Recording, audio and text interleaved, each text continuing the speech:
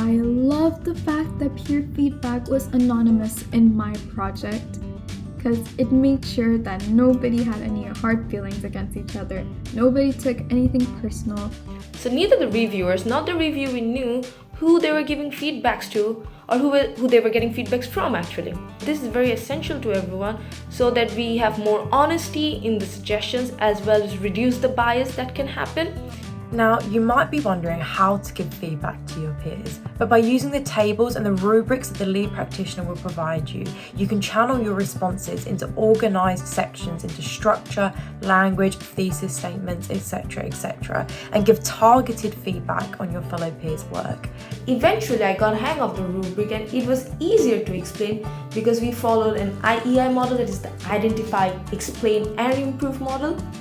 This helped me to identify the problems in the writings first, then explain to the reviewee why those were the problems and how they could actually improve them.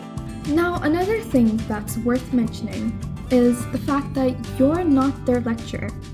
You are not expected to write feedback like a lecturer. Peer feedback differs from staff marking in the sense that it focuses on the reader's experience. That is, it focuses on your experience of what you are reading and what you're perceiving from the writing.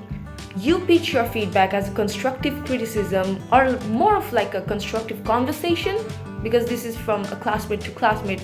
So you get to highlight the strengths and areas for improvement, aiming to help your peers refine their work based on your or the reader's perspective.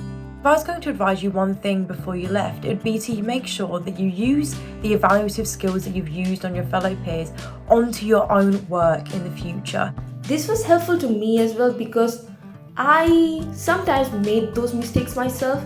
So eventually, while giving the feedback, I was learning as well. So it was a very simultaneous process that was happening.